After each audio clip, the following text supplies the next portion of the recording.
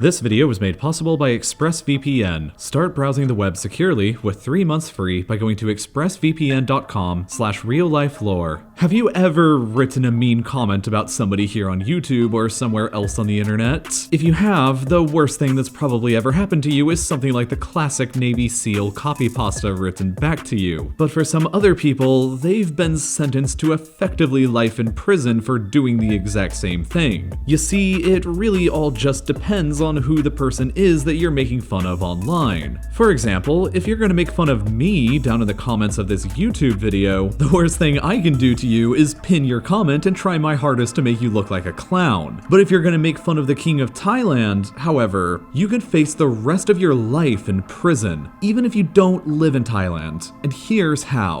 Theoretically, Thailand is a constitutional monarchy like the United Kingdom or Japan. But unlike in those countries, the monarchy is not only super revered, but it's also illegal to criticize them. The position of the Thai monarch in the royal family is enshrined in the Thai constitution, which at one point states, "The king shall be enthroned in a position of revered worship and shall not be violated. No person shall expose the king to any sort of accusation or action." So not only do we have those scary words to work with, but Section 112 of the Thai Criminal Code also makes insulting or otherwise degrading the king or a member of the royal family a severe criminal offense. It states verbatim, "Whoever defames, insults, or threatens the king, the queen, the heir apparent, or the regent shall be punished with imprisonment of 3 to 15 years. That punishment of 3 to 15 years, however, is for each insult that a person gives to the king. So, if you were to hypothetically post 5 comments on a video such as this one that were insulting in some nature to the King of Thailand, you would face 5 counts of 3 to 15 years in prison each, for a minimum sentence of 15 years and a maximum of 75 years. And it's not just Thai citizens who can face such penalties. The Thai government has convicted foreigners under the law as well who have traveled to the country afterwards. But who even is the King of Thailand they are not allowed to make fun of? Currently, it's this guy, named Maha Vajiralongkorn, who ascended to the throne back in 2016 after the death of his father. The anti-insult law applies to him, his queen, the current heir apparent, and debatedly every other member of the royal family as well. So that's a lot of potential people that the law covers. And it also doesn't help that the law doesn't exactly define what an actual insult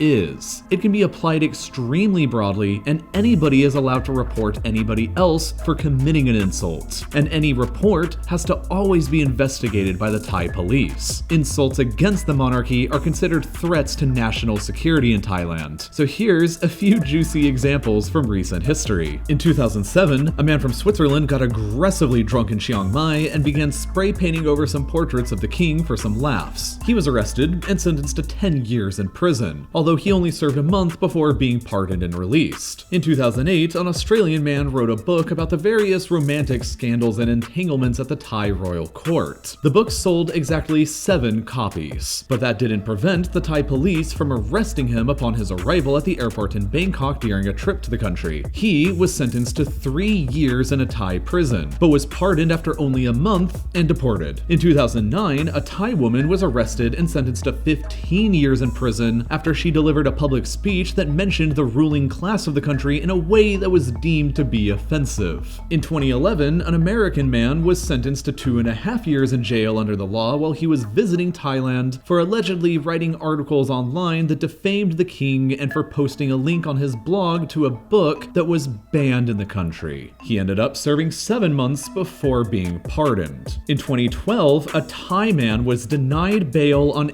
8 separate occasions and sentenced to 20 years in prison because of 4 text messages he sent from his phone that were deemed offensive to the king and queen. 5 years in prison for each text he sent. In 2015, a 27-year-old factory worker in Thailand was arrested under the law for supposedly making sarcastic comments about the king's dog on Facebook, which for reference looks like this. According to the BBC, the man had posted multiple photos of the dog that appeared to mock the king, and in addition, he was also charged with posting the like button next to a doctored photo of the monarch. He spent 90 days in prison for the crimes before being released on bail and faced a maximum penalty of 37 years in prison for the Facebook posts. His current location and status of the case has been unknown since 2018, however. It is also important to note that under the law, making fun of or insulting any previous Thai monarch is also considered a severe criminal offense. For an example of that, in 2017, a man made a remark while at a Thai university forum that he doubted the existence of an epic elephant battle in the 16th century between King Narswan of the Thai kingdom of Ayutthaya and the Crown Prince of Burma. This was considered insulting to a previous Thai monarch,